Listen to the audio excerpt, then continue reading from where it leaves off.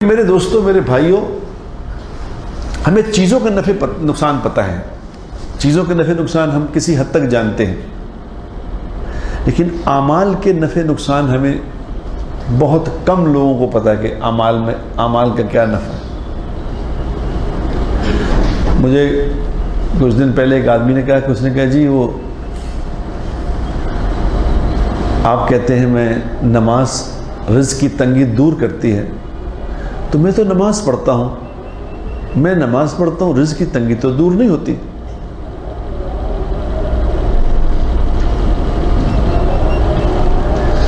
میں نے کہا تم 5 وقت کی نماز پڑھتے ہو؟ اس نے کہا جی 5 وقت کی پڑھتا ہوں۔ میں کہا فجر کی انہوں نے کہا جی فجر کی رہ بھی جاتی ہے، پھر میں قضا کرتا ہوں۔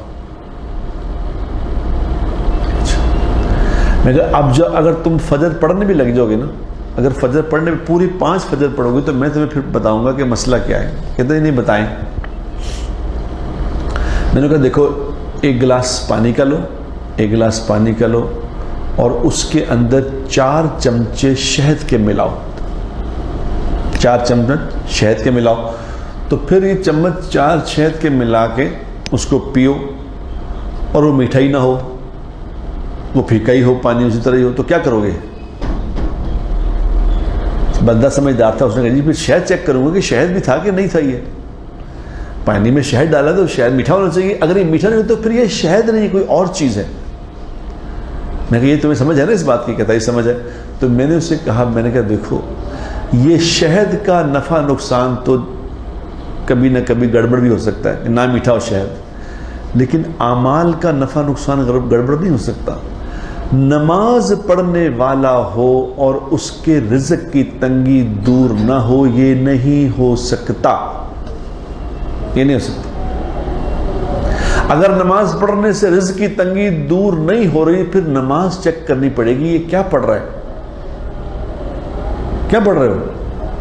یہ تو ہو نہیں سکتا تھا کہ نماز پڑھو اور رزق کی تنگی رہے، یہ نہیں ہو سکتا۔ اگر ایسا ہے تو پھر نماز چیک کرنی پڑے گی۔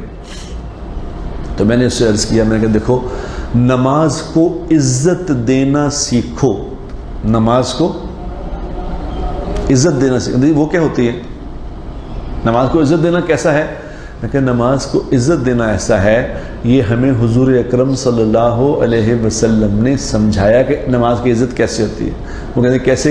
میں نے کہا امی عائشہ رضی اللہ تعالی عنہا بتاتی ہیں کہ حضور اکرم صلی اللہ علیہ وسلم گھر میں ہوتے تھے، گھر میں ہنس بول رہے ہوتے تھے، اسی طرح گپ شپ ہو رہی ہوتی تھی، ہنسی مذاق کی باتیں ہوتی۔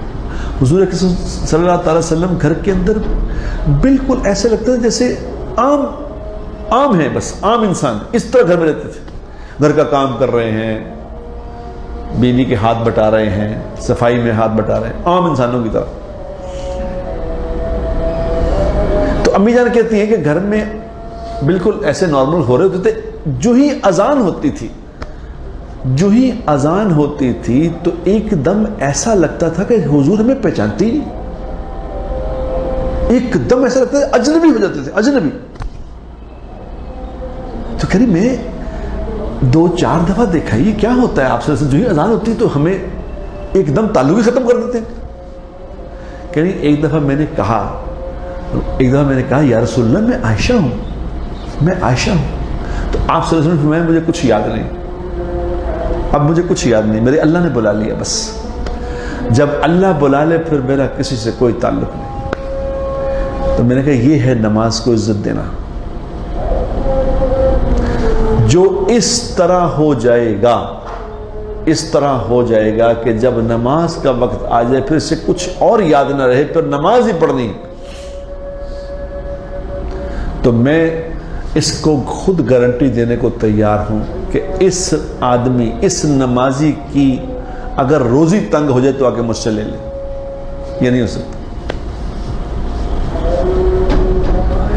دیکھو میرے دوستو، اس جہان کا مالک اللہ ہے،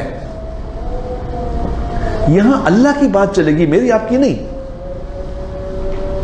ہم اپنی چلانا چاہتے ہیں، ہماری نہیں چلے گی، اللہ کی چلے گی۔ اللہ نے جو فارمولے بتائے ہیں ان فارمولوں کے مطابق اگر عمل کریں گے تو ہمارا مسئلہ حل ہوگا۔ اگر نہیں ان فارمولوں پہ عمل کریں گے تو ہمارا مسئلہ کبھی بھی حل نہیں